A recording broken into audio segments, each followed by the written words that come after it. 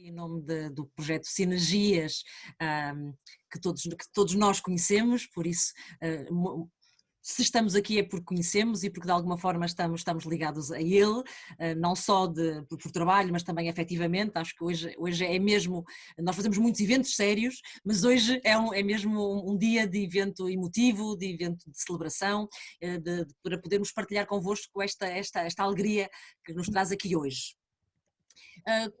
Começo por dar apenas aqui algumas questões técnicas, não é?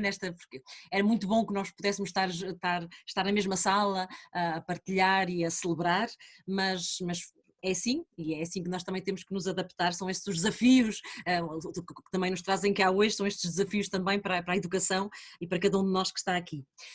Algumas questões então técnicas, por isso nós queríamos informar que estamos a gravar o evento, por isso se alguém, isto já estava avisado, mas se alguém não estiver de acordo depois de que a sua imagem seja passada, por favor faça-nos chegar essa informação também, ou então vá desligando a câmara. Por outro lado também, como quisemos fazer deste evento um evento assim mais curtinho, um evento leve, não teremos muito espaço para a participação. Vamos ter uma mesa redonda bastante coletiva, bastante repleta de pessoas especiais e por isso de facto não vamos ter muito tempo para a participação. Sintam-se livres de participar sempre que desejarem no bate-papo e nós iremos de alguma forma também gerir essa vossa participação, mas não teremos, não está prevista de facto dar voz direta às pessoas que vão participando aqui connosco e pedimos também desculpa por isso, sabem que gostamos mais de promover a participação, mas este evento teve que ser pensado de outra forma. Então, inicio aqui, vou partilhar a minha tela para vos dar aqui também um bocadinho só um contexto. Então, nós hoje estamos aqui, nós, Sinergias ED, nós, Centros de Estudos Africanos da Universidade do Porto e Fundação Gonçalo da Silveira, no fundo, então a festejar este número comemorativo, este número impresso, que creio que vários de vocês já o poderão ter também recebido nas vossas casas, e estamos aqui então a dar-vos os parabéns e a dar-nos os parabéns por mais este belo momento ao qual nós chegamos.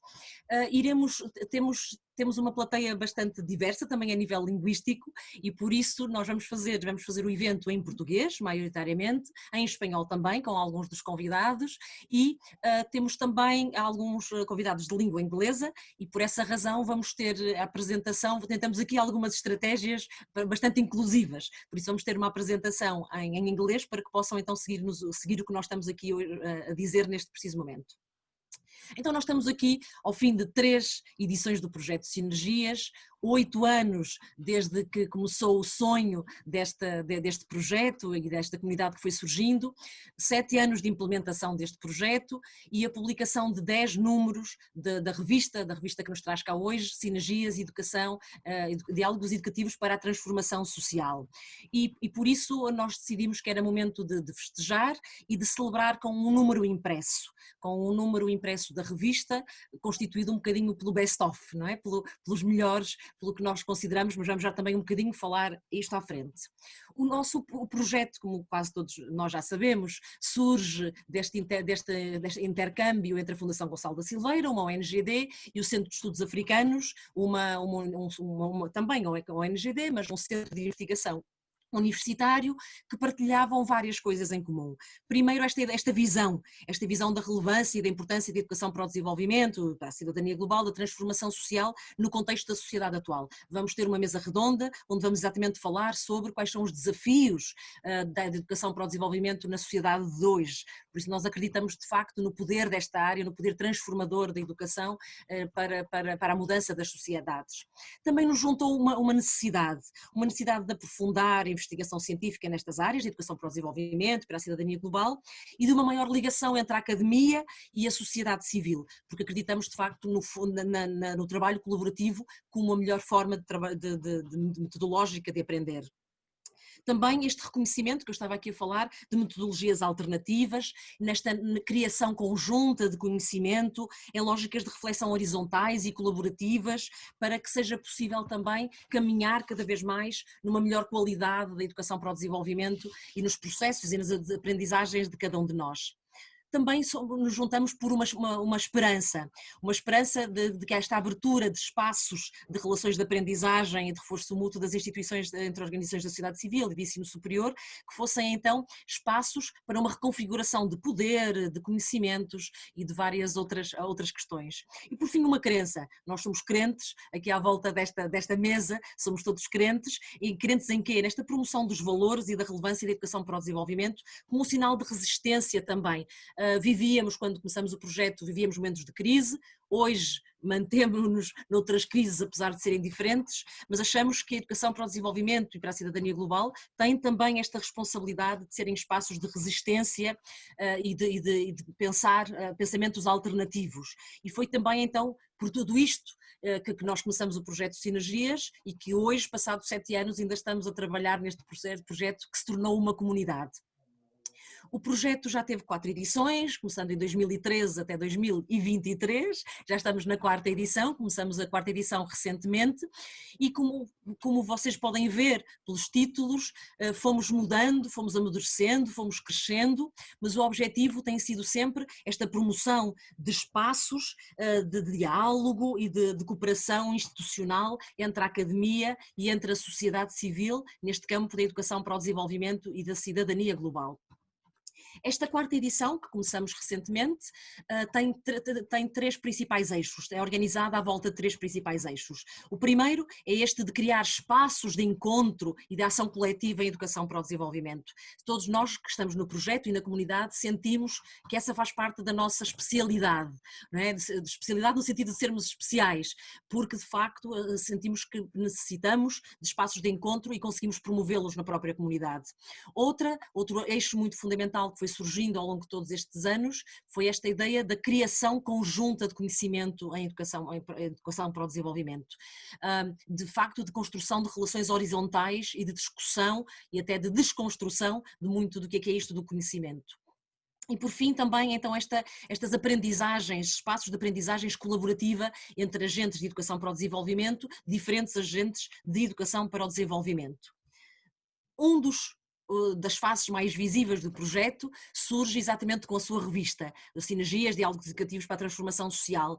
Em julho foi lançado o 10º número e foi destes 10 números que nós fizemos então, foi destes 10 números que surgiu, que nasceu esta versão impressa que nós temos, que estamos aqui a lançar hoje. E a revista Sinergias, quando surgiu, tinha muito esta ideia de ser uma plataforma internacional de debate e de reflexão, quer juntando a prática, quer juntando as questões metodológicas e juntando as questões teóricas. Por outro lado, também ser um veículo de produção de conhecimento e de disseminação na área em Portugal, porque era um espaço que estava um bocadinho vazio, e depois também que ilustrasse a diversidade de discursos, de visões, de experiências, que também faz parte da comunidade de Sinergias. A comunidade é constituída por diferentes agentes, com diferentes passados, com diferentes presentes e com diferentes futuros, de certo? E por isso também quisemos que a revista pudesse espelhar essa diversidade através das suas secções, das suas rúbricas, dos seus formatos e da sua forma, no fundo é também um statement, é uma forma de estar que nós enquanto projeto também temos vindo a assumir. A revista tem sido algo muito importante para nós, não só pela visibilidade, não só pelo processo em si, mas porque também nos tem permitido refletir e aprender sobre a própria produção de uma revista científica. E então partilhamos aqui algumas das reflexões e alguns dos principais temas e lições e aprendizagens que fomos retirando ao longo deste processo. Então, o primeiro é exatamente este, que as aprendizagens mais significativas nem sempre se vêem apenas nos resultados, mas que é o processo, é o diálogo entre o processo e o resultado final e o seu resultado, que é aqui que nós crescemos, é aqui que nós aprendemos em conjunto. O segundo é que a nossa revista pretende ser e tem que ser, e fomos crescendo nesse sentido, da flexibilização das suas próprias secções para ser um espelho da sua diversidade, de atores, de metodologias, de formatos, desculpem lá, ganho vida sozinho, de formatos, de pensamento, por isso que a revista tinha que ser um espelho do próprio projeto e tem sido conseguido nesse sentido. O terceiro ponto é que a revista tem sido um espaço para esta reflexão sobre as alternativas que ainda há pouco eu referia. É importante muitas vezes dar espaço a pensamentos, mesmo nas áreas científicas, a pensamentos e a formas diferentes de fazer, a formas alternativas de fazer, de pensar e de comunicar. Em quarto lugar, esta ideia de que um dos traços da identidade é mesmo esta diferença, e esta diferença de postura face ao conhecimento, e este conhecimento muitas vezes chamamos ali a mercantilização do conhecimento, que todos nós que vivemos na academia e trabalhamos na academia sofremos, não é? Sofremos muito com esta mercantilização do conhecimento, muito marcado pelas forças do mercado, e todos nós sabemos muito bem isto. Por isso, nós claramente temos assumido uma posição contrária a esta posição e, no fundo, para nós o mais importante é mesmo a disseminação e a produção da diversidade e de ser um espelho da diversidade. Por fim, uma das últimas, em último, mas não com menos relevo, esta ideia de que neste processo colaborativo de elaboração da revista e do próprio projeto, nós fomos criando uma ideia de comunidade para a transformação social, uma ideia de comunidade que está muito presente e que está visível hoje no número de pessoas que está aqui neste lançamento. Por isso, à volta do projeto Sinergias e à volta da sua revista, nomeadamente, criou-se um grupo de pessoas interessadas, nacionais e internacionais, que vieram reforçar muito o trabalho que estava a ser feito nesta área. E passo a palavra à Amanda para apresentar um bocadinho mais, agora que eu falei sobre o projeto e sobre a revista, apresentar um bocadinho mais este número que estamos aqui a apresentar hoje. Obrigada, Sá. Boa tarde a toda a gente.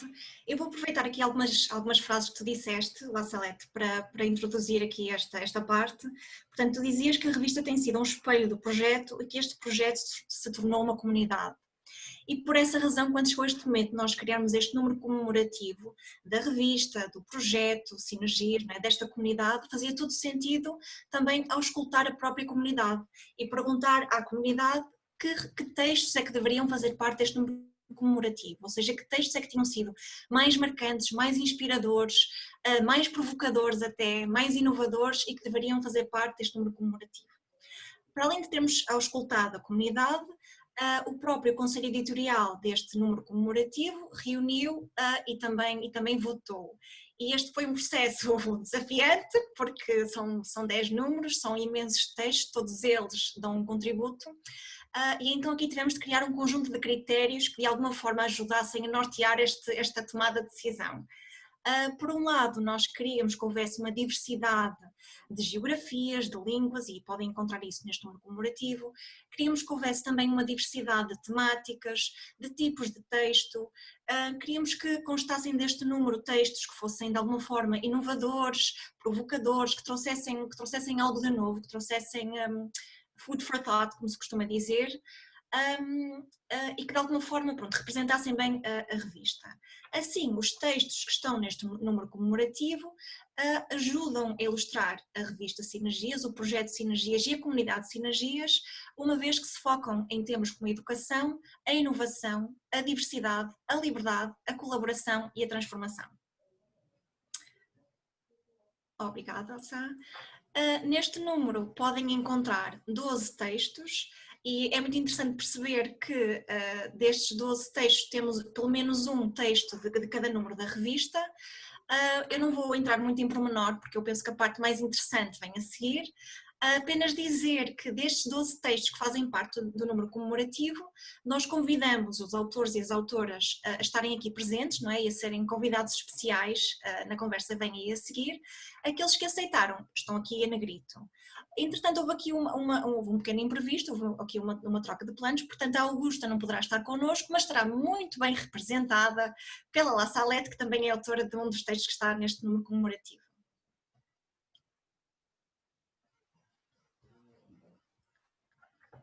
Antes de passar ao diálogo, uma palavra de gratidão, uma palavra de estima a todas as pessoas que fazem parte do projeto Sinergias, da revista Sinergias, deste número comemorativo, desta comunidade e que são essenciais para o projeto se manter se manter relevante e se manter útil e se manter interessante para todos nós e inspirador.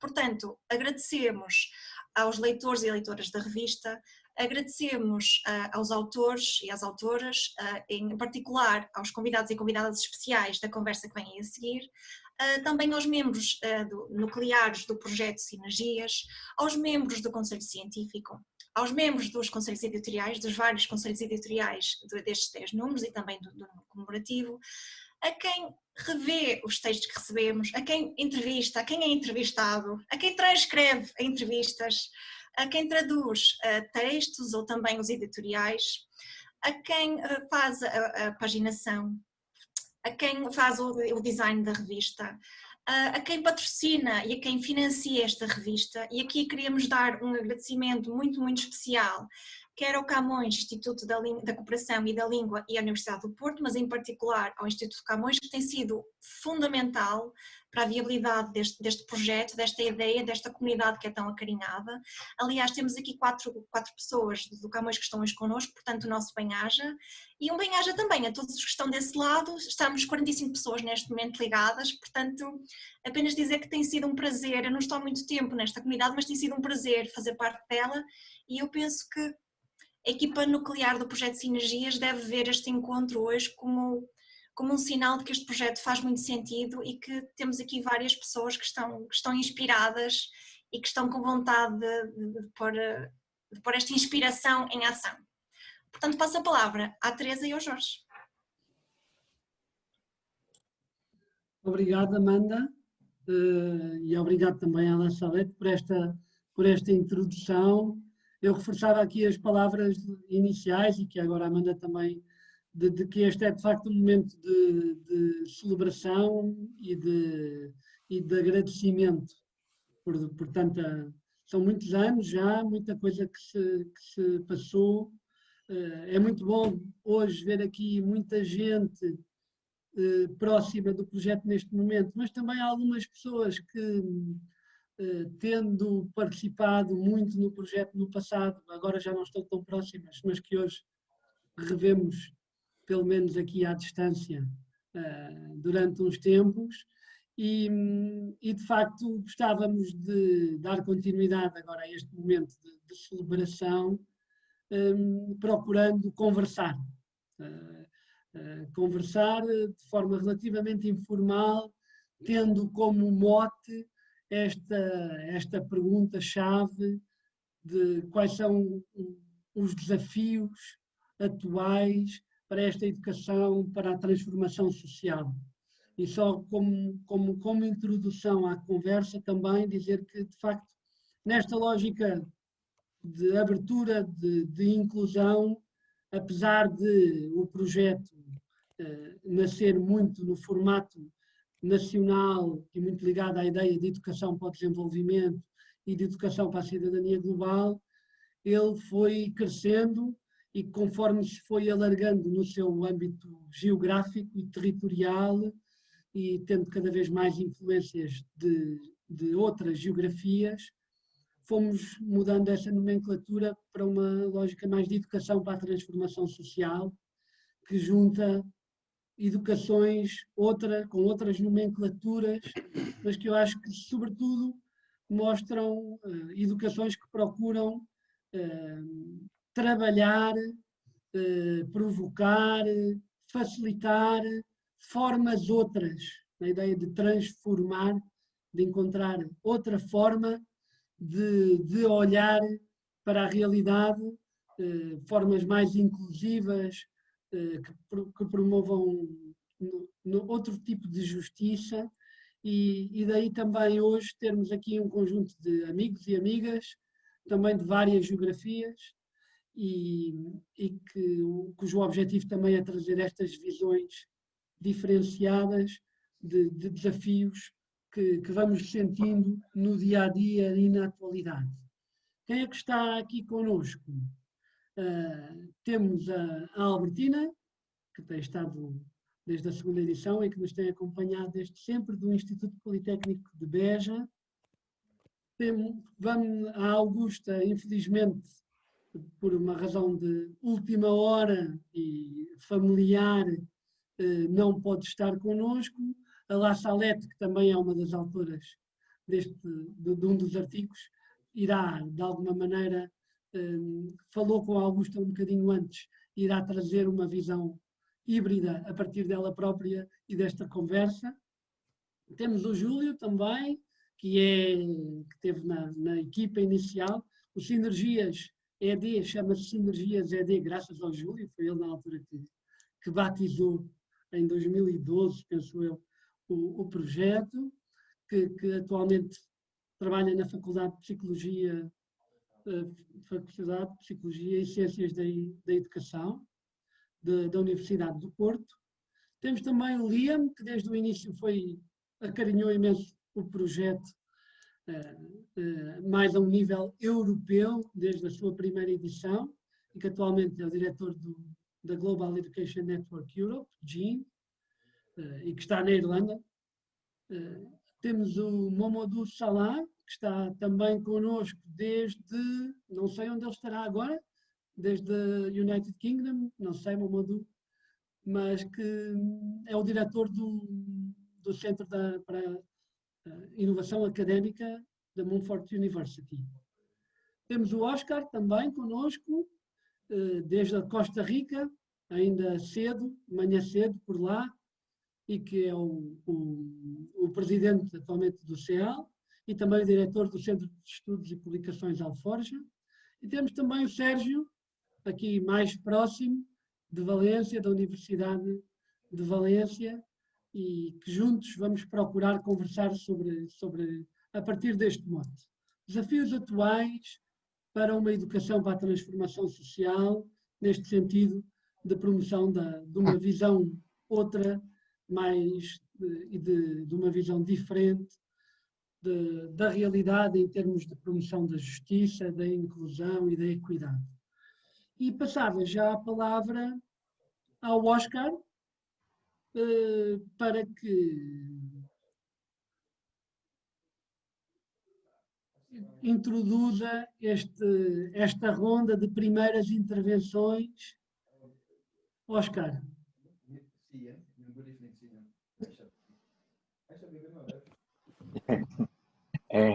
Muito obrigado. Bom dia desde Costa Rica. Eu peço licença para falar em portunhol ou espanhol neste momento de celebração, de comemoração desse encontro com todos vocês. E muito feliz também do que estamos celebrando e comemorando. Eu pensava que essa ideia de comemorar significa precisamente trazer à memória coletivamente aquelas coisas que temos construído juntos, com as participações diversas de cada um de nós, mas também construindo alguma coisa que é muito mais que somente a suma das particularidades, que é algo que é possível de fazer juntos, que é de novo, que é inédito, construído precisamente a partir dessa troca, desse intercâmbio, desse processo de compartilha que nos permite construir coisas novas. Então, eu peguei uma revisada ao número comemorativo e peguei os distintos artigos. Eu peguei o título do artigo que foi escolhido, que eu escrevi faz um tempo, sobre a relação entre educação e transformação social. Então, olhando desde agora, a educação e transformação social está perpassado por contradições e por tensões que nos desafiam precisamente hoje, e olhar aquilo que foi dito ou pensado faz 3 ou 4 anos, desde a situação da pandemia que a gente está vivendo agora, foi um exercício que eu tentei fazer nesse momento.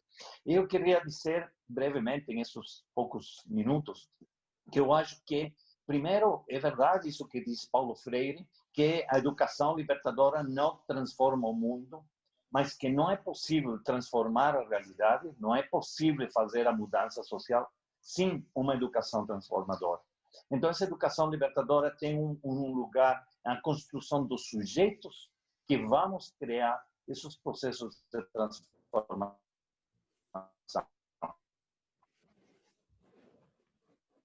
Mas quando falamos de mudanças, às vezes pensam, que bom fazer as mudanças, mas estão se encontrando, especialmente agora, que tem uma tensão entre a dinâmica das mudanças e a dinâmica da resistência às mudanças. Que essa dinâmica está os processos sociais, a participação dos movimentos sociais, nesse contexto econômico, social, político, cultural, que agora está passado pela crise civilizatória que a pandemia visibiliza. Então, nesse momento, eu acho também que é interessante pegar essa ideia de Paulo Freire em Pedagogia do Oprimido, quando ela fala de como a mentalidade, a matriz cultural do opressor vai ficando dentro da mentalidade dos oprimidos, cuja aspiração é pensar e fazer as coisas como o opressor.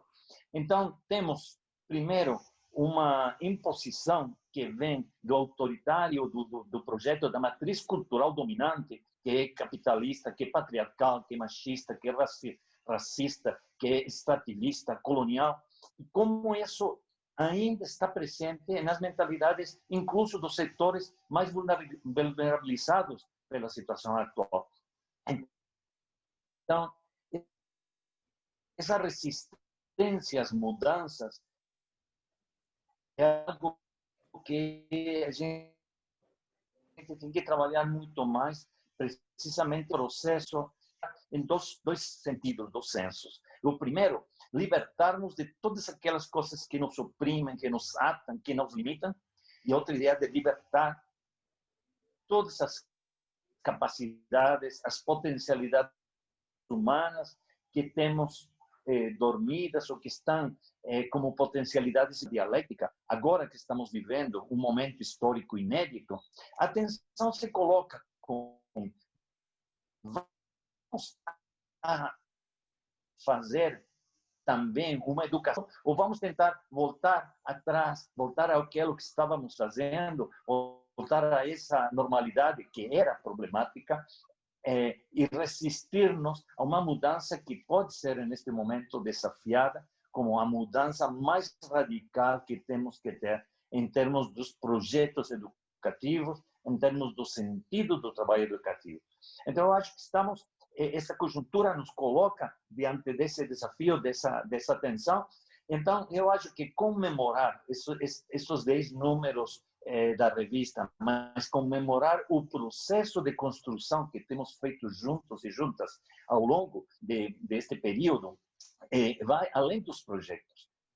Tem a ver com os processos de diálogo, de reflexão e de construção conjunta, como aquela que temos feito este ano, reinventando no seminário que tínhamos pensado fazer em Portugal, para fazer um seminário internacional de debate que nos tem colocado em uma situação nova diante dos desafios do futuro. Então, eu acho que este diálogo sinérgico, essa ideia de criar sinergicamente conhecimentos que vêm de nossas práticas para poder contribuir a fazer as mudanças radicais que se precisam e que são viáveis agora, para poder, então, como disse Paulo Freire, criar os inéditos viáveis para poder fazer outras mudanças. É um grande desafio histórico. Eu fico muito feliz de formar parte com minha equipe, com Eva Caraço, outros companheiros do CEPAL Forja e do CEAL, deste coletivo sinérgico. Efetivamente, eu me sinto muito sinergizado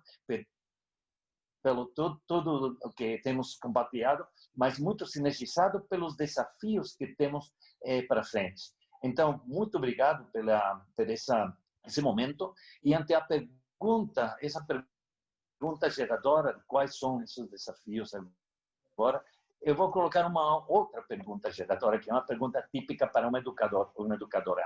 O que vamos aprender desse momento histórico inédito? Quais são as aprendizagens que a gente vai construir, vai tirar daquilo que estamos fazendo, que não estamos tendo a possibilidade de fazer, ou aquilo que estamos construindo em conjunto? Quais são esses aprendizados e, pelo tanto, como vamos a colocar um trilho comum para continuar trabalhando para o futuro, para que essas mudanças que sonhamos aconteçam? Acho que, por enquanto, esse seria meu abraço meu desejo para vocês neste momento sinérgico. Obrigado. Muito obrigada, Oscar, por este pontapé de saída inspirador, arrisco eu a dizer, ou melhor, é a minha, foi o reflexo que teve aqui deste lado para mim. Vamos passar, portanto, como tinha dito o Jorge, vão falar todas as pessoas, depois vamos ao debate, portanto passo de seguida a palavra para a Albertina Raposo, não é? Que vai falar de Beja, não sei se está mais quente que no Porto, mas com certeza na Costa Rica estaria, se calhar. Portanto, vamos até Beja no instantinho. Olá, boa tarde a todos e a todas. É um prazer enorme estar aqui hoje. Mais do que um prazer, é um privilégio fazer parte deste grupo. Muitos parabéns, Sinergias, muitos parabéns à revista. Pensei um bocadinho nesta questão desafiadora também, quais os principais desafios atuais para a educação, para a transformação social, na lógica da entrevista que surgiu depois na revista, e que era pensarmos a escola um bocadinho na relação com a comunidade e numa perspectiva ou numa lógica de extensão universitária também. E nesse sentido, eu acho que o grande desafio para um educador ou educadora é talvez o ser capaz de criar condições para a formação de cidadãos e cidadãs que sejam responsáveis e comprometidos com não só o conhecimento e com aprendizagens que sejam significativas, mas comprometidos com esta hipótese, esta oportunidade de contribuir para um mundo mais justo e mais harmonioso a partir da escola. No fundo, nos nossos ambientes e tendo na base deste conhecimento e desta aprendizagem os valores. E porque é isto? Sim, é preciso pensar, é preciso questionar, pensar criticamente, é preciso experimentar e testar enquanto se aprende, mas é também preciso, a escola está neste momento a precisar de abrir espaço também para proporcionar que se volte a sonhar, que se volte a religar pessoas e também sistemas. Então isto leva-me um bocadinho ao conceito de ecologia integral, que é recente, e onde somos realmente interpelados e interpeladas a pensar e a discutir sobre as condições de vida e de sobrevivência da sociedade, mas com esta honestidade de questionar os modelos de desenvolvimento, os modelos de produção e os modelos de consumo que estão neste momento no terreno e que, como o Oscar dizia, é preciso transformar.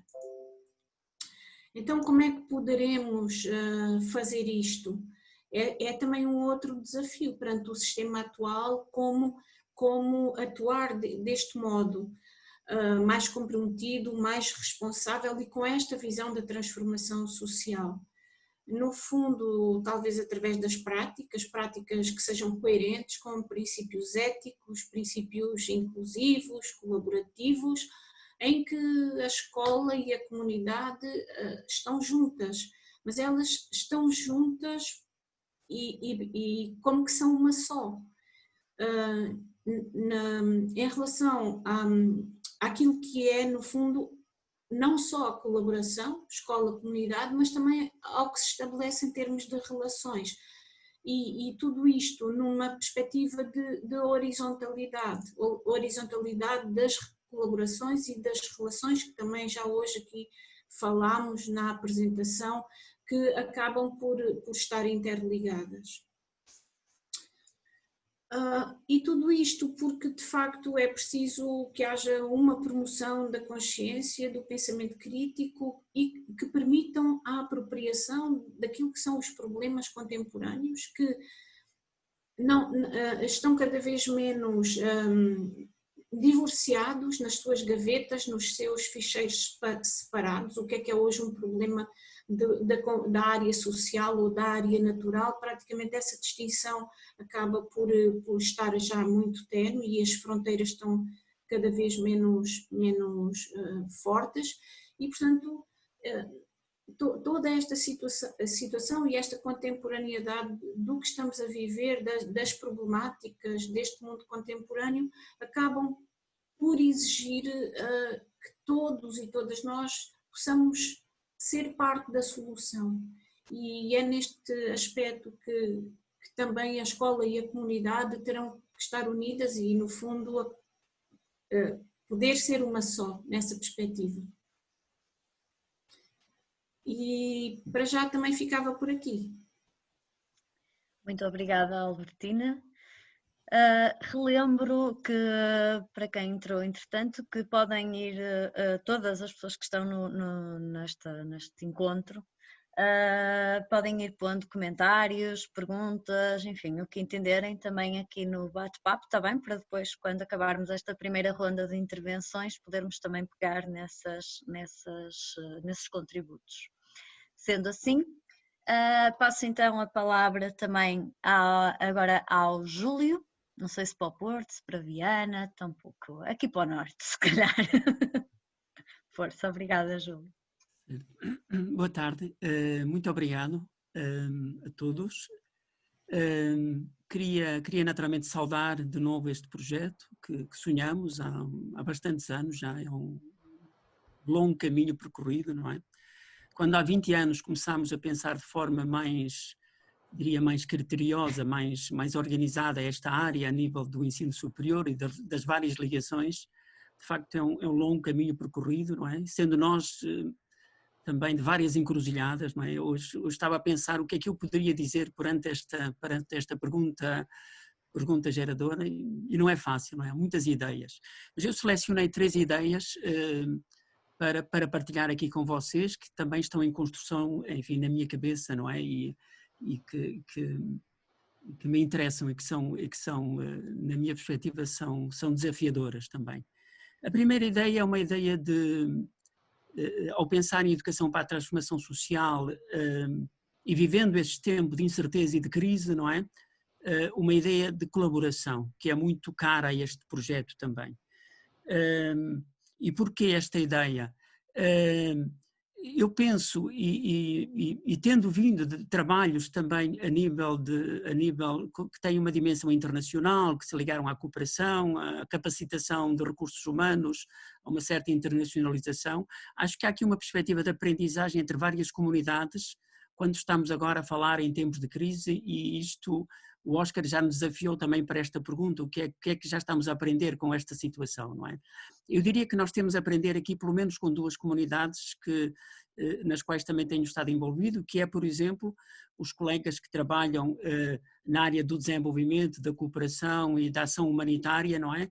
E da resposta já em tempo de crise, e como é que nós podemos aprender também com outros contextos, no sul global, sobre respostas educativas que possam ser importantes também para os sistemas educativos onde estamos agora aqui a trabalhar, em termos nacionais, onde se conjugam estas 2 comunidades, este cruzamento também de saberes. Eu acho que há uma série de dimensões em termos de conceitos, em termos de estratégias, em termos de pensar as respostas educativas que nós podemos aprender com outras geografias de pensamento e outros contextos e outras respostas que tem havido, não é? Portanto, vejo aqui o cruzamento entre várias comunidades e vários saberes que me parecem muito interessantes. Por exemplo, eu tenho aplicado várias ideias e pensado em soluções para o sistema educativo agora, para o trabalho que estou a fazer em escolas, não é? Que me vieram de outros contextos, que já passaram por crises, e que continuam também em crise, não é? E que esta pandemia veio também a acentuar ainda outras crises, não é? E que nos faz pensar numa perspectiva de ligação com outros contextos, de interdependência e de procurarmos soluções em conjuntos, de estarmos no mesmo mundo, não é? E termos uma perspectiva de educação para a transformação social, solidária, de ligação e de aprendizagem em conjunto. Portanto, esta era uma primeira ideia que eu gostava de deixar aqui assim, que me parece importante. Uma outra ideia é a questão da emancipação e, digamos, os desafios que se colocam agora, a inovação curricular, e estando eu, digamos, no chão educativo, a trabalhar com professores na área de cidadania e desenvolvimento, parece-me extremamente interessante refletir e pensar no papel do currículo e das competências que podemos agora também, digamos, de alguma forma, enfatizar e acentuar, de aprendizagem para, digamos, ultrapassar e para de forma coletiva também podermos imaginar outro tipo de educação que possa estar aqui a germinar e que possamos aqui em conjunto com os professores, por exemplo, e professoras com os quais tenho trabalhado, não é? Pensar noutras possibilidades também, digamos, de respostas educativas, desenvolvimento e reforço de outras competências, nomeadamente as competências de empatia, de pensamento crítico, que já se foram ditas aqui também, não é? De saber calçar o sapato do outro, de ensinar, de facto, a educação para a cidadania global, de forma informada, crítica, inteligente, e que permita esta construção de perfis de professores, de alunos, de comunidades educativas mais conectadas com o mundo e mais sensíveis também, não é? Este é, portanto, um segundo pensamento à volta das questões do currículo, da emancipação e de uma renovação curricular, que me parece interessante. Depois, naturalmente, um terceiro aspecto, e vou finalizar aqui, é o papel daqueles que estão na linha da frente da educação, em vários contextos do mundo. Aqui, em Portugal, os professores, os educadores, e também noutros contextos com os quais eu tenho aprendido imenso, não é? Que passaram por muitas situações e continuam a passar muitas situações complicadas, mas que estão buscando respostas, não é? Inspirando-se, criando perspectivas a partir de dentro das comunidades educativas, do que está acontecendo nas escolas, daquilo que é possível em termos de atos de cidadania e de construção desta área, de facto, desafiante da educação para a transformação social e para uma mudança, para um mundo melhor, menos desigual, que todos nós desejamos, naturalmente. E ficaria por aqui também com estes 3 pensamentos. Muito obrigado. Muito obrigada, Júlia, também por estes importantes, também estas ideias geradoras. Agora passava a palavra para o Mamadou. Are you ready, Mamadou? Can you share with us from Gambia? Can you just ai, não sei como é que se diz microfone. The microphone. The microphone. It's not open. Yeah. Yes. Okay, thank you, Teresa, and thank you to the team for putting up such a great event. And thank you to everybody who is tuning to listen. I guess I can share a few thoughts. You know, in terms of the main question of the challenges of education for transformation, I think before I say anything, it is very important that I situate it myself. I talk about my positionality, because when we talk about, when the Susan and others talk about other ways of knowledge, other ways of knowing and other ways of being not credible, not being credible or visible to the dominant forces or the dominant system, that is my positionality. And when we talk about epistemicide and we talk about whole knowledge systems being destroyed, and that has got a corresponding effect, it has a significant correlation with how education is used for transformation.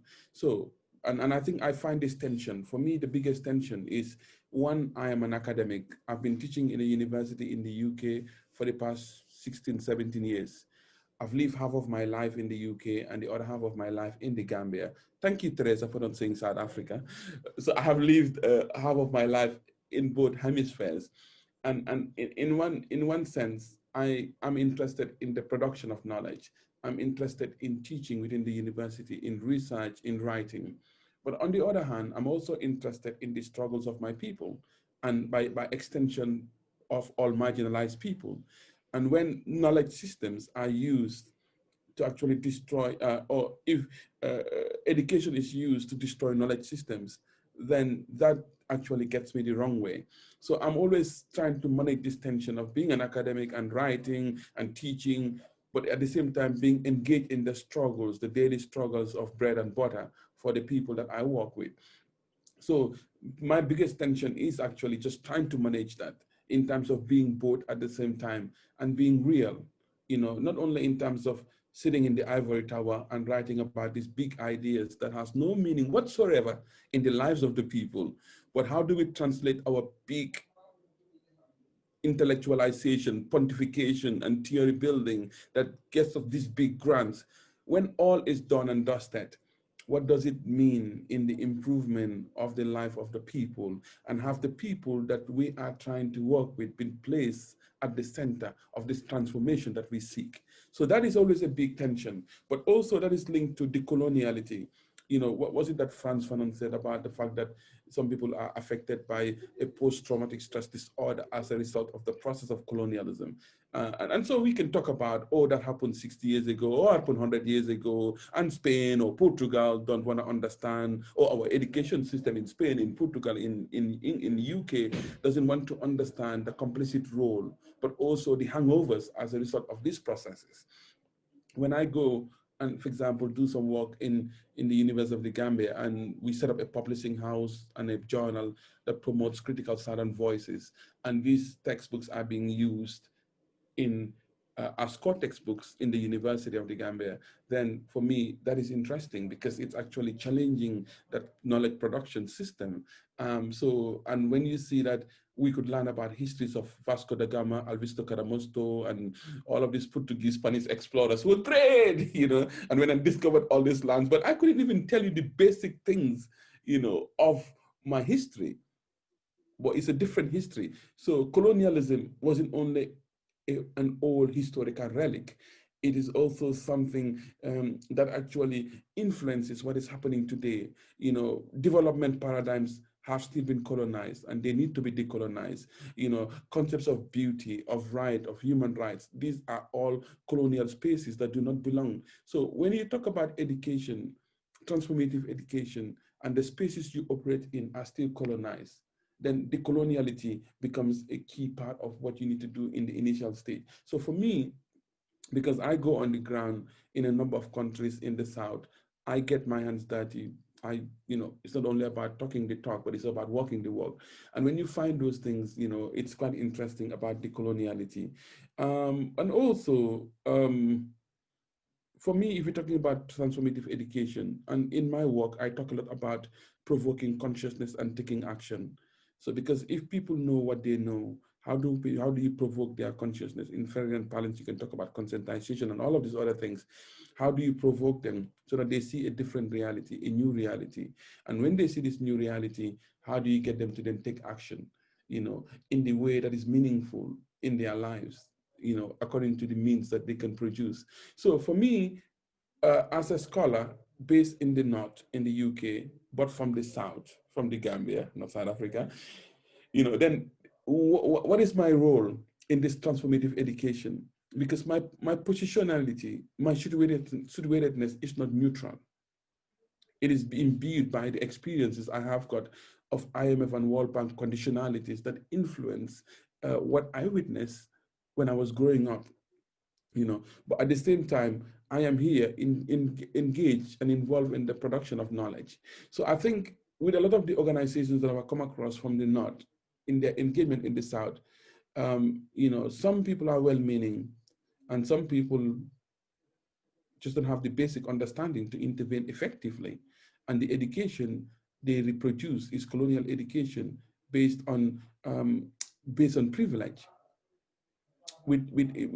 as a fashion accessory, which is about easing the conscience and not about genuine transformative change. You know, as development NGOs sometimes in the North, how are we instruments of the state, not only instruments of the state, but instruments, as Freda would argue, of the logic of the system in terms of perpetuating the structural inequality and the structural violence that exists.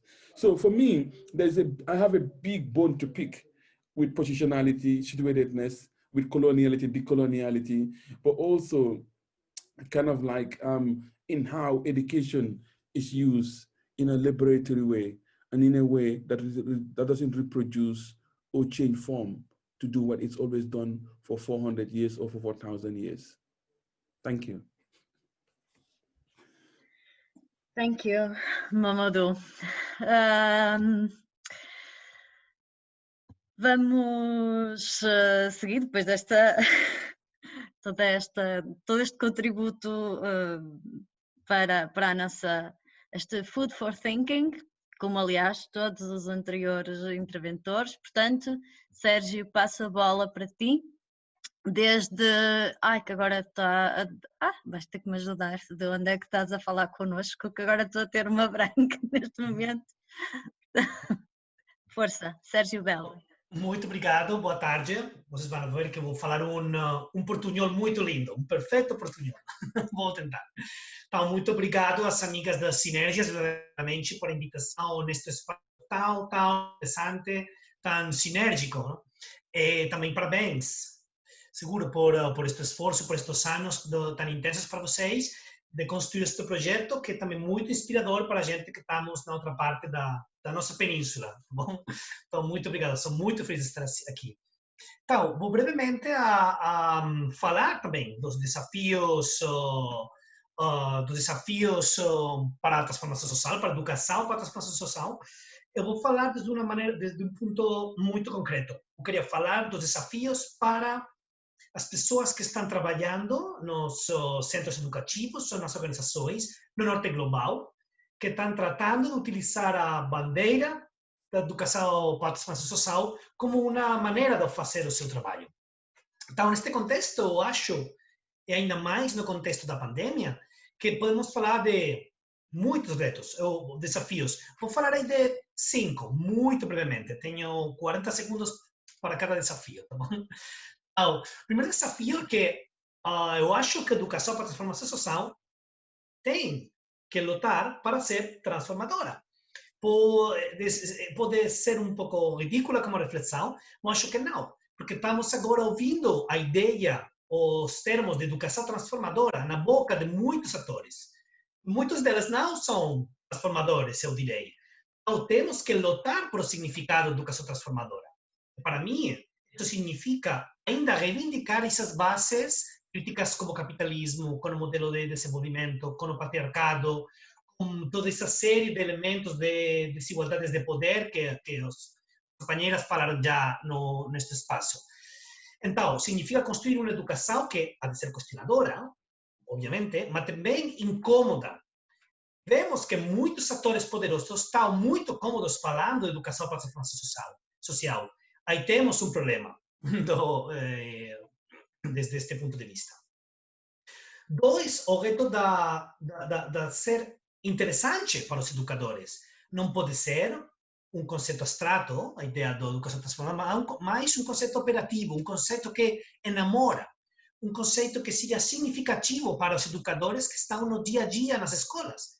Pelo menos na Espanha, eu não diria que é um conceito sempre muito atrativo, particularmente quando tem todo um exército de educações para, estão lá, educação para o meio ambiente, educação para valores, educação para tal. Vamos nós falar de educação para a transformação social? Bom, que é o que vocês estão aportando demais? Então, como dialogar com essas outras educações e como criar, pode ser, um conceito que siga integrador, um paraguas, ou seja, a palavra, de distintas educações, mas que siga, sobretudo, útil para os educadores, que não necessitam mais palavras, necessitam instrumentos para se motivar e para transformar.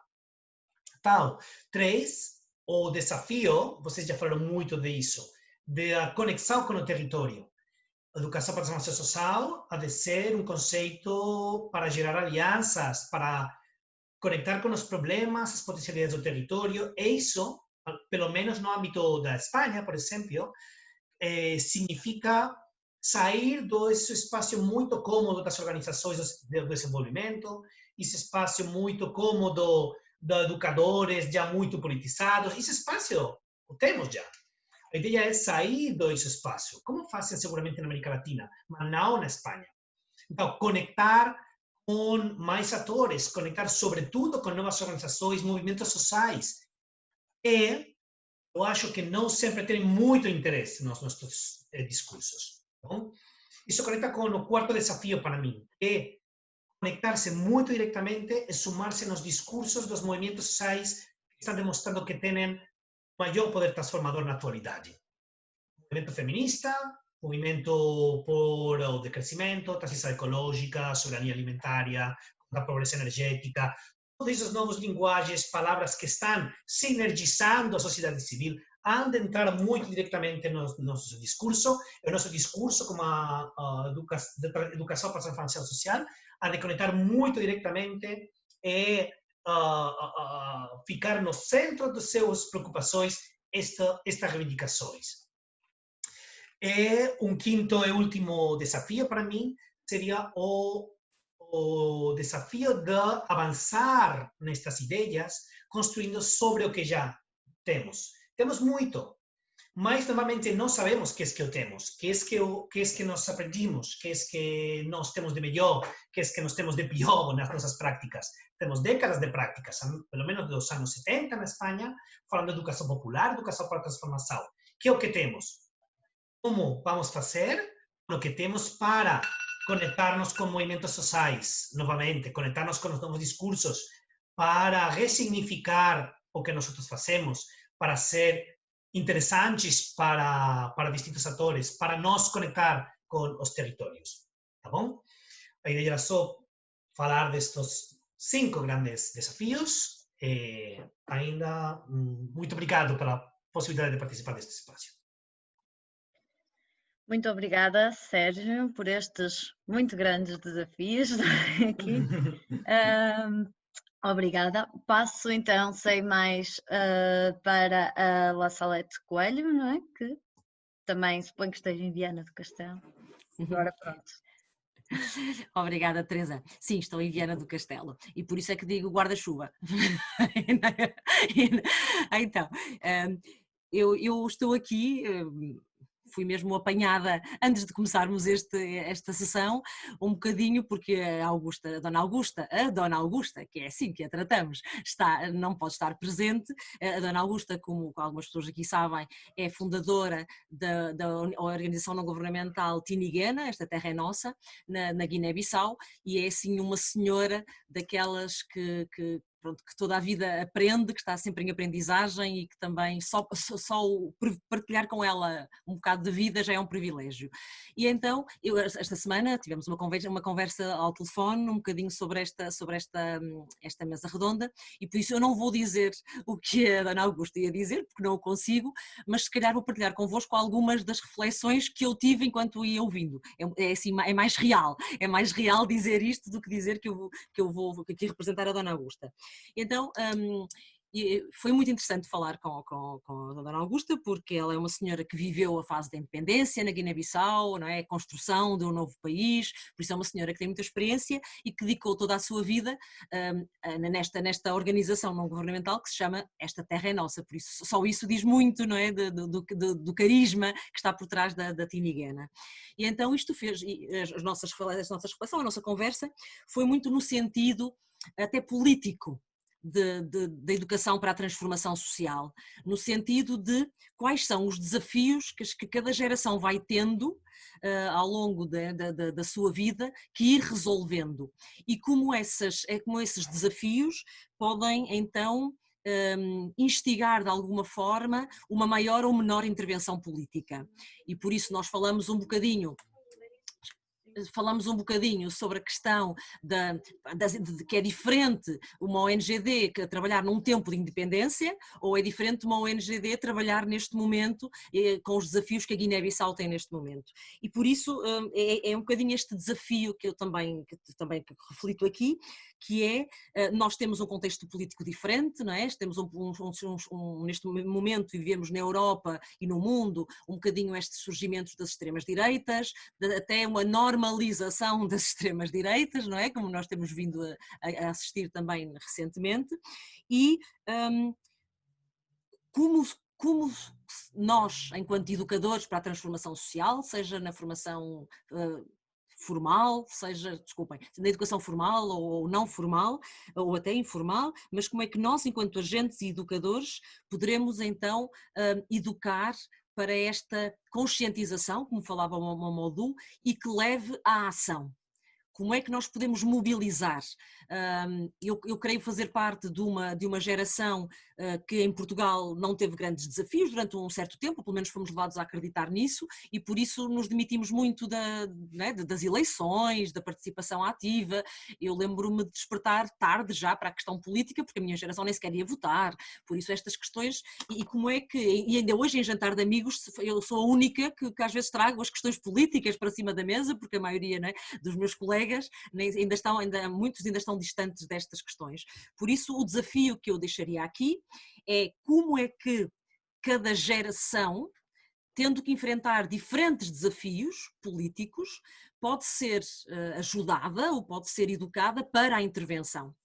Segundo diferentes modelos, segundo os diferentes temas, como dizia a Dona Augusta, as lutas dela foram umas, não é? E neste momento, mesmo a ONG de Tiniguena, que ela fundou, tem outra direção, tem outros desafios, não é? Temos o Miguel Barros, que também já esteve connosco ainda recentemente, mas que apresenta outros desafios, mas há um desafio que se mantém, que é este da conscientização, da sensibilização e da mobilização. E de facto eu partilho também muito estas preocupações aqui no meu ambiente, como formadora de professores, de futuros professores e professoras, de como é que se passa, primeiro, como é que se consegue criar uma boa leitura do mundo, uma leitura crítica do mundo, mas depois como é que se mobiliza para uma ação transformadora. E transformadora num certo sentido, não é? Eu costumo dizer às minhas alunas que o Hitler também sonhava com a transformação social. Era num sentido diferente do nosso. Por isso, também é importante dizermos ao que vem esta transformação social. Por isso, como dizia a Albertina, esta capacidade de sonhar um mundo diferente e que competências, como educar para estas competências, de pôr em prática este sonho que nós queremos, este alcançar das tais utopias, né, que alguns autores já chamam heterotopias, que é possível construí-las, é a construção. Por isso, basicamente, fico-me por aqui, por este desafio que a conversa com a Dona Augusta me lançou em mim. Obrigada. Muito obrigada, La Salete. E agora, por fim, vamos então até à Irlanda, não é? Ouvir então o Liam. Obrigado. Thank you. And how are we all doing? If you're not careful, and if I can be quick enough, we may finish with a dance just to get people physically, but I won't start with a dance. I'll start by thanking colleagues in Synergias for this invitation and congratulating them for their work, which is wonderful and challenging and important, not only for those who are better at Portuguese than I, or for our Spanish-speaking colleagues, but I believe for others in Europe and beyond. I believe that from the start because of the way in which you've conceived your work, and I think it has continued to be inspiring. I'm also inspired by the question that you asked. What are the main challenges for what I call global education, what you've called education for social transformation? So I wanted to suggest that while there are many challenges, I'm going to ignore the pedagogical challenges, I'm going to ignore the challenges in regard to COVID, and just focus on one conceptual challenge, 2 or 3 political challenges, and one challenge that is temporal, that has to do with time. I think there are many conceptual challenges, but one I want to mention is that it's a challenge that we've had in this field since at least the 1970s, and that is the plethora of competing terms. And we continue to have these debates, and they continue to take a variety of forms. But really, I think enough is enough. We've got to stop pontificating on concepts. And while I'm going to stick to global education, we do that not because we think everyone should, but because we hope that it can provide, there's a German word for imagination, Einbildungskraft, one-making power or a unity-forming skill. And I think that we need to have a unity-forming skill in the conceptualization of global education. We also need deeper philosophical reflection, but if anyone's even vaguely interested in that, I can point you in the direction of some writing. I want to move on to the political challenges, and I want to be a bit contentious here. I think one of the biggest political challenges for us is the erosion of truth. And I'd like to suggest that we might be partially responsible for this. Now, don't get me wrong, we need to recognize perspective, we need to embrace uncertainty. We do need to go through the detour of various language critiques. But these considerations should be a detour instead of a cul-de-sac. I think that perhaps by trying to be more nuanced about the nature of truth, whose truth, multi-perspectivity, etc., we may have actually managed to diminish between truth and reality, which is not only deeply dangerous politically, deeply anti-educational. I think perhaps in our enthusiasm for finished nature of truth, which is a necessary antidote to the absolute truth claims of those who are, but we may have managed to assist in undermining the relationship between truth and reality. Have we assisted in this? Have we given it on a plate to those who wish simply to undermine the relationship between truth and reality in order to enrich the mega rich and keep themselves in power? Does this feed beautifully into the agendas of the Trumps and the Erdogans and the Bolsonaros? George Orwell captured it well when he said, there are certain forms of political language that are designed to make lies sound truthful and murder respectful, and to give an appearance of solidity to pure wind. So I ask these questions of ourselves and suggest that maybe we need to reassert the necessary relationship between truth and reality, between truth and language, between justice and truth, if we're to have a chance at overturning current trends. And this question also impacts on the intersection between policy and research. And while I speak personally, not on behalf of Jean or Angel or anyone else, but I do think that we're interested in ensuring that global education policymakers have access to the best and the latest research to inform policy. But if truth doesn't matter, if evidence is dismissed in favor of ignorance and uninformed opinion, then I think we have a real problem. What's the point in having a national strategy in global education if policymakers can't listen to expertise and if politicians don't listen to public servants? So I think this is one main challenge related to the question of truth.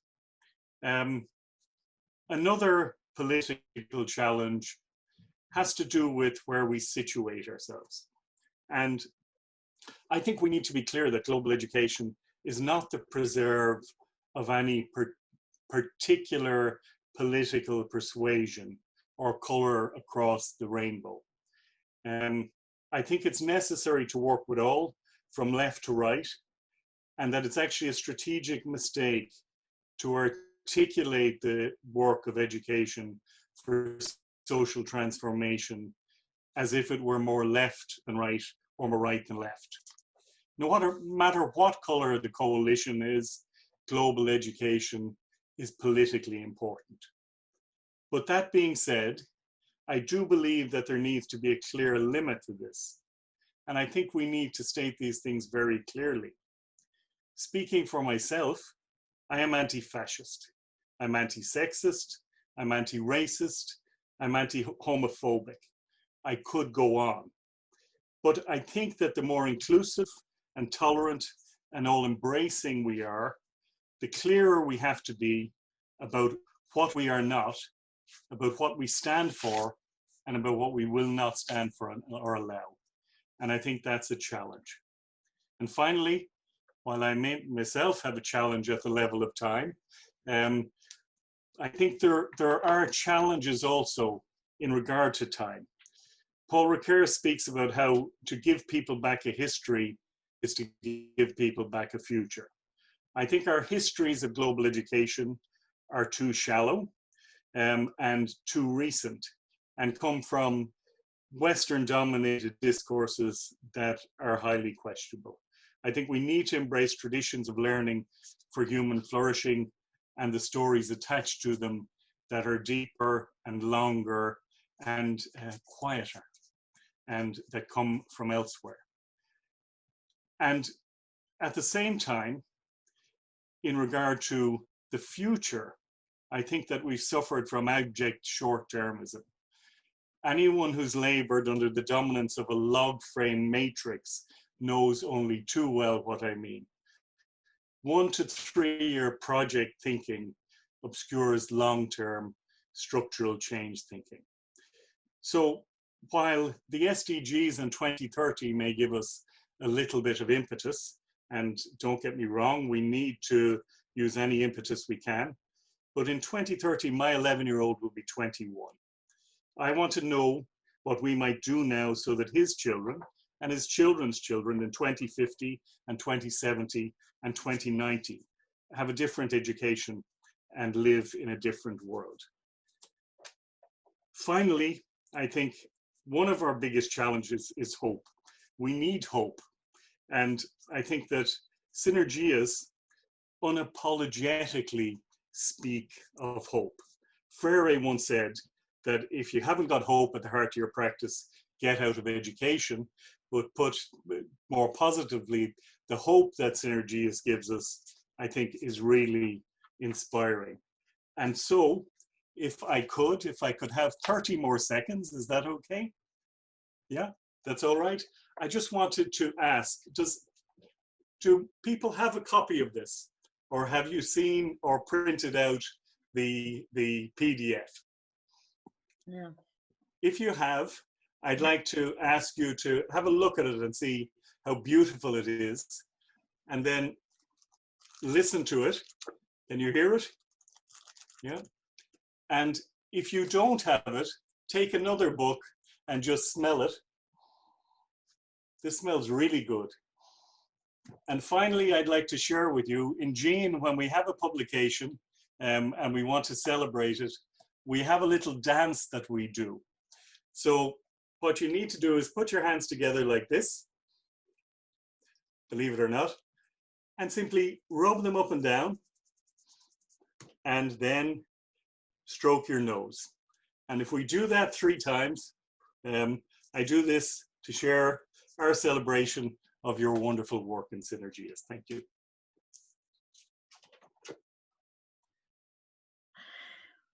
Thank you so much, Liam.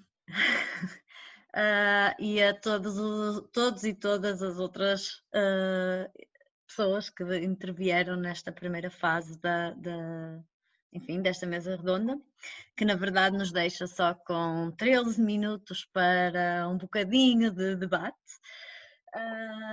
Temos para já só uma pergunta, um comentário do José Maria Brito, que por coincidência, suponho, vai muito também ao encontro do que o Liam também acabou de nos trazer, e vou ler o que escreveu o José Maria, porque assim também pode ser um mote para esta segunda ronda, para quem quiser também fazer algumas intervenções sobre este tema ou outro. Num tempo em que muitas vezes o excesso de opinião coloca ao mesmo nível o verdadeiro e o falso, o sustentado e o superficial, como articular horizontalidade com a autoridade do saber, de modo a que possamos capacitar para uma distinção entre o que vale mais e o que vale menos. Como manter uma hierarquia do saber? Portanto, é aqui a pergunta do José Maria. Pronto, não temos que nos cingir a esta pergunta, mas parece-me um mote bem interessante. Portanto, não sei quem é que gostaria de fazer algum comentário agora. Eu acho que posso começar. Força, Albertina. Obrigada. É uma questão muito interessante, de facto, e na minha opinião só há um caminho para equilibrar esses dois lados da balança e que são a ética e o cuidado.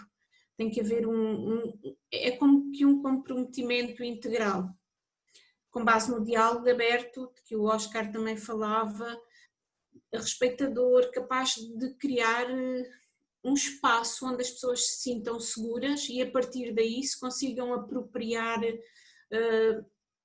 do foco do problema e criar um interesse comum e sejam então todas parte da solução. E também hoje já aqui foi dito, sim, temos que ressignificar as nossas práticas, temos que desafiar o sistema, agir.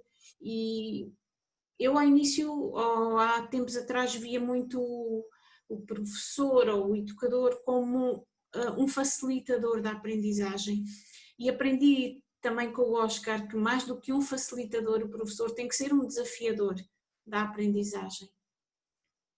Mas tem que fazer isso, penso eu, e também já hoje aqui foi dito, de forma a que se sinta também bem nesse papel.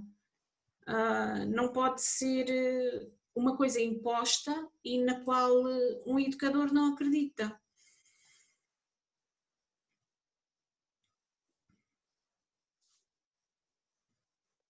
Ok. Muito obrigada, Albertina. Não sei também que este contributo muito relevante, não é? Que o caminho tem que ser construído com as pessoas e não nesta lógica do para, porque senão é muito difícil das pessoas aderirem também àquilo que é, enfim, o desafio que está a ser lançado. Não sei se... Oscar, força. Sim, só eu vou pegar a sugestão de que essa pergunta se coloque como parte de nossa continuidade da reflexão. Pegando aquilo que disse a Bertina, precisamente essa ideia de que o trabalhador que está aliado do debate é um desafiadora que no processo que passe da curiosidade ingênua à curiosidade epistemológica. E isso significa uma rigorosidade metódica que tem a ver com aquilo que Sérgio falava, do vínculo entre a produção de conhecimento e a realidade, os desafios dos movimentos, os outros conhecimentos que as pessoas têm produzido, aquilo que Mamadou colocou com tanta clareza sobre o epistemicídio é a necessidade de pegar esses conhecimentos existentes para construir, então, como aprendiz, como desafiador, um processo de construção de conhecimento. Então, eu acho que é uma muito boa pergunta, que não dá para aprofundar hoje aqui, mas só assinalar que seria muito bom continuar em esse trilho de discussão. E muito obrigado por isso. Sim. Sérgio, força. Sim, muito obrigado pela pergunta, pela conversação que é aberta. Como está falando Oscar Jara, eu acho que é a pergunta que abre, não, um próximo seminário, por que não? É importante porque temos agora um tipo de intelectual ou um tipo de quadro do movimento social que se autodefine como crítico. Eu sou crítico porque eu falo de ecofeminismo, porque eu falo em termos anticapitalistas, porque eu falo de... aqui eu acho a diferença entre ser crítico ou não ser, não é o conteúdo do que tu falas, é um conhecimento que ao final pode não transformar nada. A diferença é a posição, a perspectiva e o enfocamento da maneira de produzir e usar o conhecimento. Então, a diferença não é se um conhecimento é científico ou popular, se um conhecimento é crítico ou não crítico, a diferença é, como estamos a falar, se um conhecimento, uma maneira de transmitir o conhecimento é questionador, problematizador, transformador, conectado com os problemas para problematizá-los e transformar as realidades. É dizer, a diferença entre popular científico, crítico, pro status quo, não é relevante sempre, ou normalmente não é tão relevante. Aqui a diferenciação importante é se está problematizando, está questionando, está sendo incômodo, está querendo transformar sobre a base da vida da gente ou não.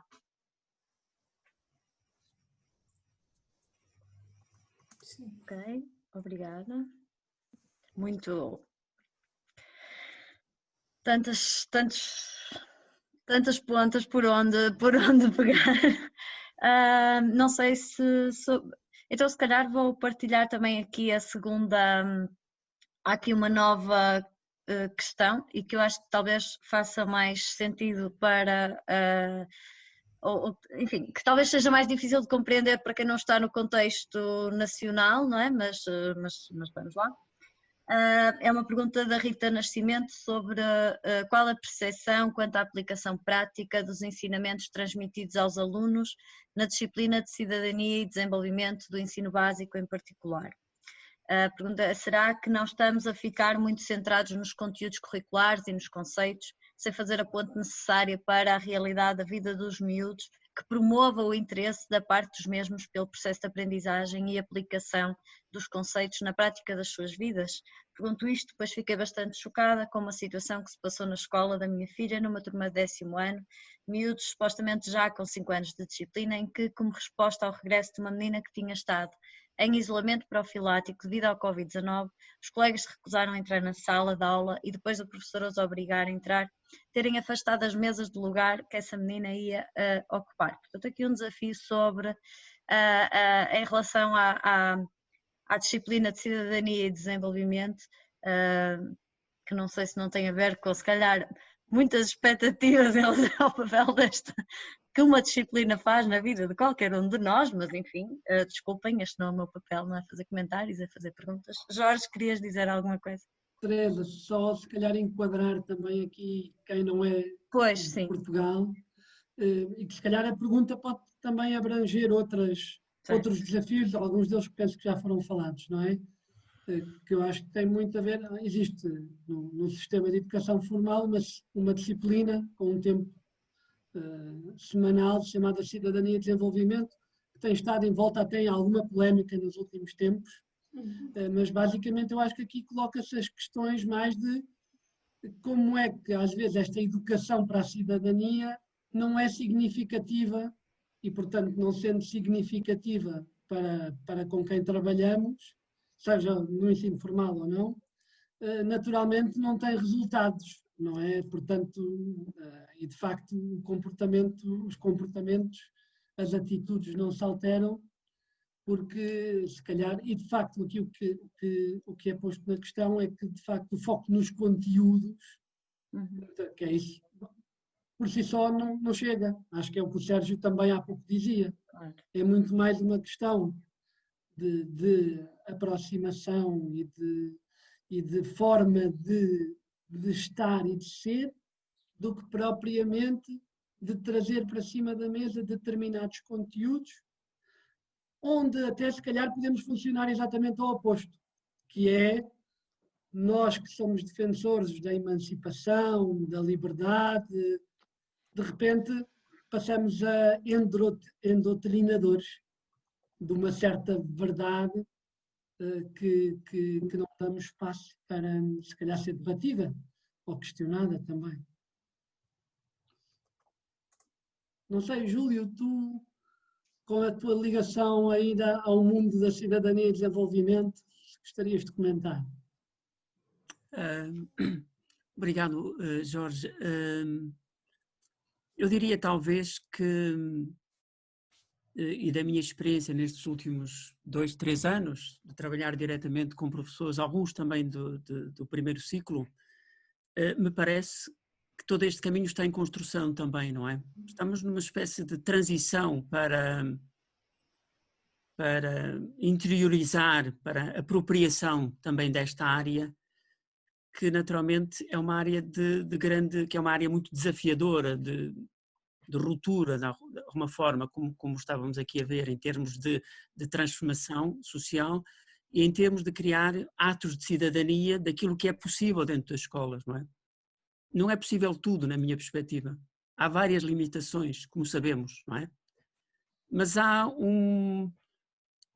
aquilo que eu tenho sentido, e estou a falar da minha experiência como formador, que vai trabalhando também estas áreas e que vai pensando e refletindo com quem eu estou, digamos, nas oficinas, é que esta área é uma área que é acarinhada, que é relevante, não é? Mas que eventualmente lhe falta essa dimensão de aplicação, de perspectiva de mudança, de sairmos de conceitos e passarmos para aquilo que pode ser uma transformação dentro da sala de aula, não é? Dentro daquilo que está a acontecer, de análise, de reflexão crítica sobre, dos comportamentos também, não é?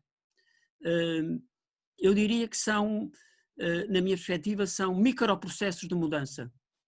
Muitos deles são muito silenciosos, são que, por exemplo, eu tenho interesse em resgatar no trabalho que eu estou a fazer, em resgatar microprocessos de mudança, sentido de uma pedagogia de possibilidade, de esperança, de coisas que estão a acontecer. Não sei, era isso que eu eventualmente gostaria de dizer. Nós vamos ter um seminário na próxima semana sobre estas questões, porque entrevistamos 15 professores e coordenadores e temos muitos dados para comentar. Se quiserem, juntem-se a nós num seminário que está anunciado e vamos também, talvez, aprofundar um bocadinho estas questões do conhecimento, da apropriação, de institucionalização desta área. Eu acho que este é um caminho também, em termos de institucionalização, onde muitos de vocês e a sociedade civil, as ONGs e outros parceiros que estão lá dentro estão a colaborar. Obrigado, Júlio. Se conseguires pôr o link para esse seminário aqui no bate-papo, as pessoas poderiam já ficar com essa indicação. Eu vou pôr. Sim? Eu já ia pôr. Obrigado, Alberto. Já está aqui. Ótimo, ótimo. Olha, temos mais uma questão e depois se calhar fechávamos, não, Teresa? Sim, para cumprirmos, para tentarmos cumprir. Estávamos ainda de tempo. propor uma última atividade coletiva final. Isso. Mas então, a dita Trindade, a partir da questão da Rita, surge a pergunta: o quanto estamos, em termos de educação transformadora, educação para o desenvolvimento, preparados para lidar com as emoções fortes do medo, da raiva e criar um espaço seguro para que essas emoções possam ser expressadas e transformadas, sem serem proibidas ou inibidas dentro do contexto de aprendizagem.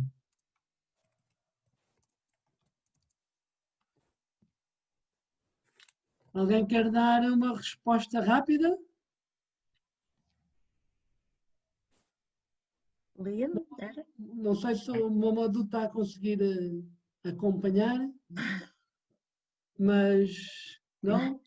Are you understanding what we are? Yes, I'm happy to intervene, but did I hear that Mamadou might also like to? No, you can intervene both. Okay, Mamadou first. I don't understand what was being said. I'm sorry. Oh, sorry. my mistake. Apologies. Okay, well then, just to respond to those two, I think that the challenge is to ensure that the educational and pedagogical process is in keeping with what we're trying to achieve. And I say this as I was a principal of a school for about 15 years, and really schools are about three things. They are about learning, they are about care, but they're also about control, and sometimes too much control. I would think that that you can't have education in justice or social transformation unless the processes of learning in classrooms and corridors and gyms and halls and are all about justice.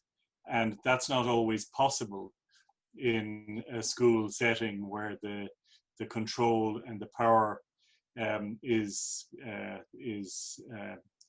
deeply unequal.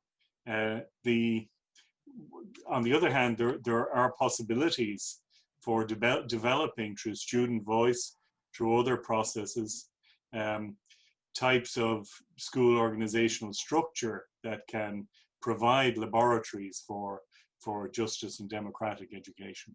I would say, but this is why we need to look not only at formal education, but probably more importantly at youth work, at non-formal types of community learning, and at informal education in global education. Hope that answered at least some of the question or questions.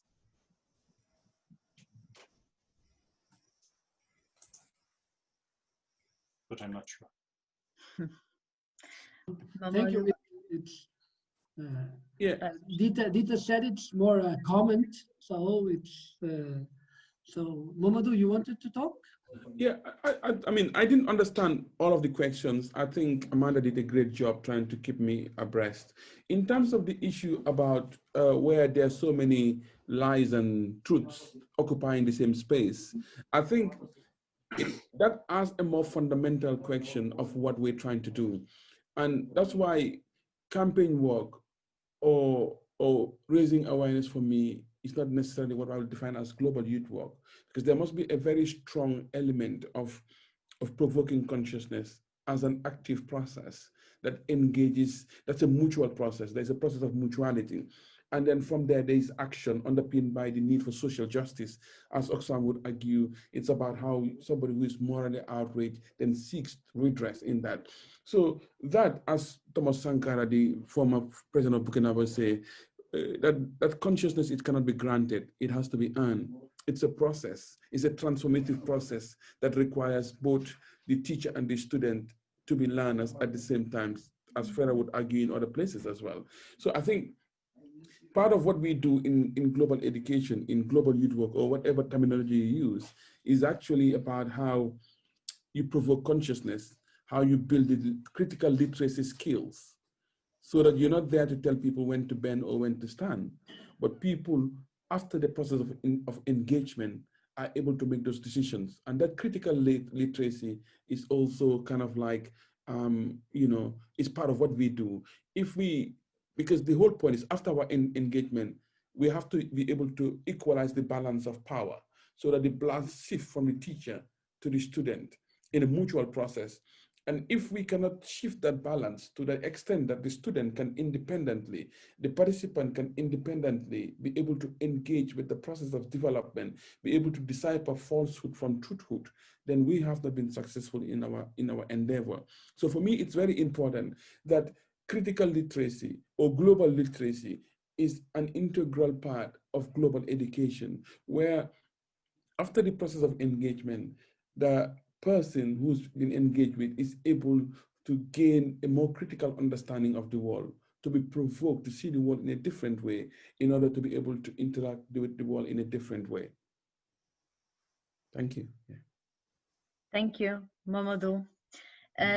E muito obrigada pelas vossas intervenções. Dizer-vos que este foi também aqui um momento celebrativo, não é? Como já temos vindo a reforçar ao longo desta conversa, deste tempo que estamos aqui, e deixar o desafio, não é? Para quem tiver esse interesse, em primeiro lugar, para explorarem um bocadinho a revista, este número, mas também os anteriores. E depois para também pensarem na possibilidade de contribuir para a revista, não é? Para nos ajudarem a continuar a fazê-la crescer e a mantê-la viva, nomeadamente através do envio de propostas, seja de artigos ou outros textos. Portanto, tem havido números temáticos e, portanto, também ir acompanhando a equipa do projeto.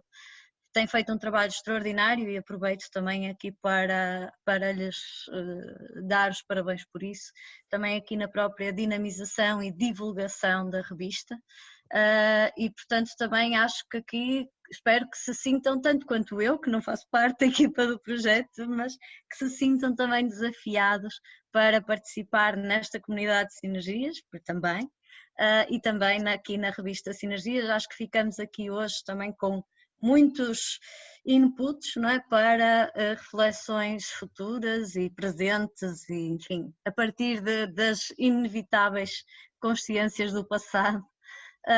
E, portanto, aqui também este desafio que gostaria de vos lançar, eu, Teresa Martins, mas sobretudo aqui enquanto membro também que me sinto um membro deste projeto e desta revista em particular.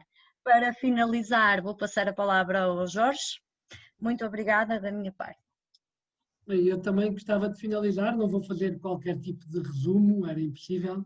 Acho que vai ficar disponível daqui a uns dias e depois iremos partilhar convosco a gravação deste momento. Acho que está aqui muita coisa muito interessante para voltar a pegar e a repegar.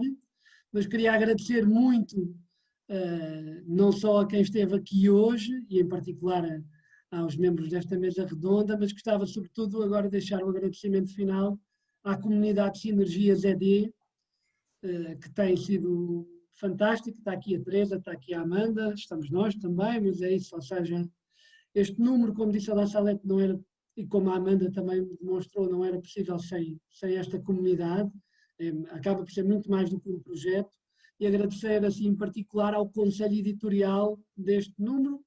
Algumas pessoas estão aqui, quase todas, mas não o Alfredo penso que não está, mas agradecer muito ao Alfredo, à Amanda e à Teresa, que ainda por cima assumiram este papel hoje, para mais ainda, à Dalila, ao Miguel, ao Rui e, claro, à Joana e à La Salette. E gostávamos de, para terminar, para quem ainda ficou, dar 15, 30 segundos para quem conseguisse, quem consiga, quem eu tenho que ser um andar, gostávamos de terminar com um brinde. Ou seja, e a proposta era que quem tivesse um copo e qualquer tipo de líquido à mão, dou 15 segundos, eu próprio vou ter que sair durante 15 segundos, está bem? E que possamos abrir os microfones e depois tragam, tá bom? Ok, só um bocadinho. 1, 2, 3. Sara, isso é mesmo vinho do Porto? Eu também tenho, mas não era para brincar a sério. Água. Água também vai dar, pronto. Para quem... Mas eu acho que depois das 6 já está tudo bem para... Tenho trabalho a fazer.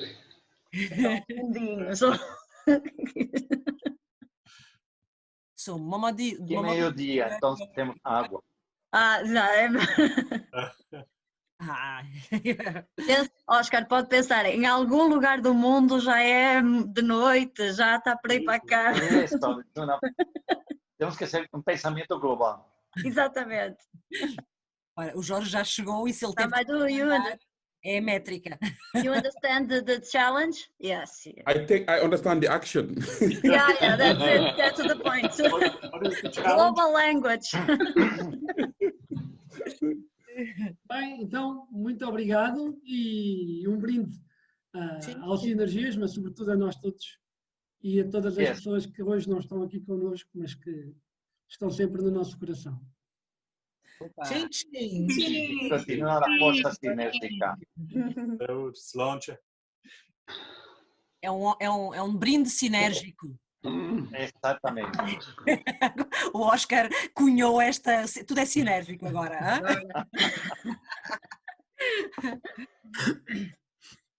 Pronto, e vamos ter que terminar, não é? Já não dá tempo para uma canção. Sim, claro, sempre. Dá, isso sempre. Sempre uma canção. As tuas músicas sempre. Sim. Sim. Querem? Podemos? Podemos. Bueno, então, pensando que La Salette ia pedir uma canção, então pensei a possibilidade de compartilhar uma.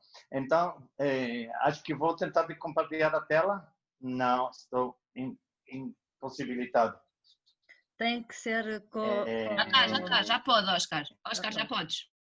Sara, pode dar? Força, já está. Experimenta, Oscar. Vai. Ah. Eu gostei de saber que a culpa disto é minha.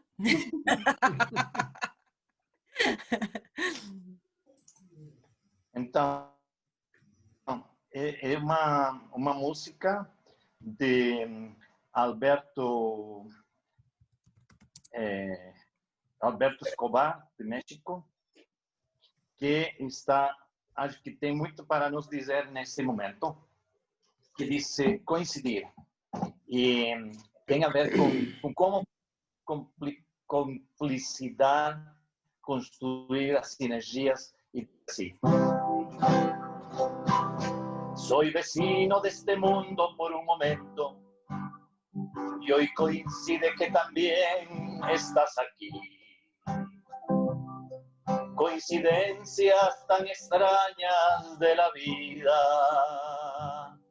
Tantos siglos, tantos mundos, tanto espacio y coincidir.